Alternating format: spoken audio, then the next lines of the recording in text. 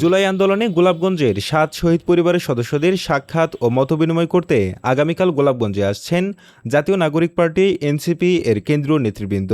সফরে অংশ নেবেন এনসিপির আহ্বায়ক নাহিদ ইসলাম, সদস্য সচিব আক্তার হোসেন, মুখ্য সমন্বয়ক নাসির উদ্দিন পাটোয়ারি, দক্ষিণাঞ্চলের মুখ্য সংগঠক হাসনাত আবদুল্লাহ, উত্তরাঞ্চলের মুখ্য সংগঠক সার্জিস আলম এবং সিনিয়র যুগ্ম আহ্বায়ক সামান্তা শারমিন সহ দলের শীর্ষ নেতারা। সফরকালে তারা জুলাই আন্দোলনে শহীদ হওয়া ৭ পরিবারের সদস্যদের সঙ্গে সাক্ষাৎ করবেন, তাদের খোঁজ খবর নেবেন এবং বিভিন্ন বিষয়ে মতবিনিময় করবেন। জাতীয় নাগরিক পার্টি এনসিপি গোলাপগঞ্জ উপজেলা শাখার সূত্রে জানা গেছে, শহীদদের আত্মত্যাগকে স্মরণ করা এবং তাদের পরিবারের পাশে থাকার বার্তা পৌঁছে দিতেই এ সফরের আয়োজন করা হয়েছে।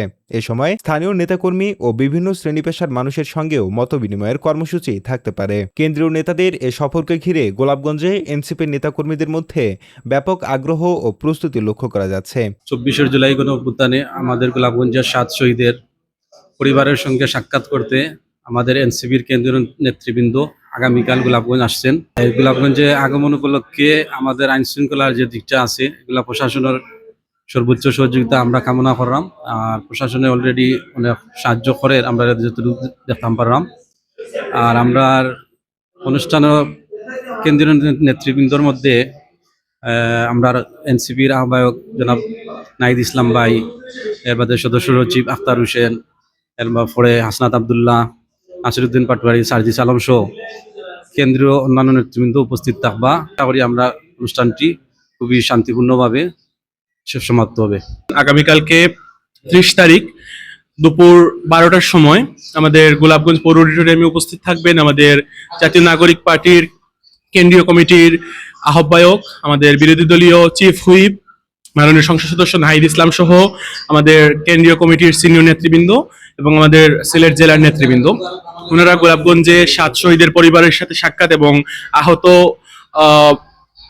আহতদের সাথে সাক্ষাতের জন্য গোলাপগঞ্জ উপজেলায় আসছেন এবং আহত এবং শহীদ পরিবারের সদস্যবৃন্দের সাথে ওনাদের এক মতবিনিময় সভা অনুষ্ঠিত হবে। আমরা গোলাপগঞ্জের মাটি আমরা এনসিপির কেন্দ্রীয় নেতাকর্মী হলাইরা তারারে স্বাগত জানাইয়ার।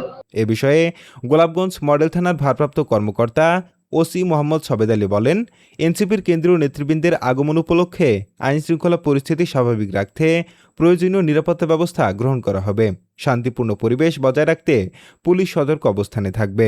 না, হবিগঞ্জের মতো কোনো সংখ্যা আমরা করতেছি না, তবে এখানে নিরাপত্তার কোনো ঘাটতি নাই। আমাদের মাননীয় পুলিশ সুপার মহোদয় এখানে যেভাবে আমাদের ইনস্ট্রাকশন দিয়েছেন, আমরা সেইভাবে ৩ স্তরে নিরাপত্তা বলয় তৈরি করেছি।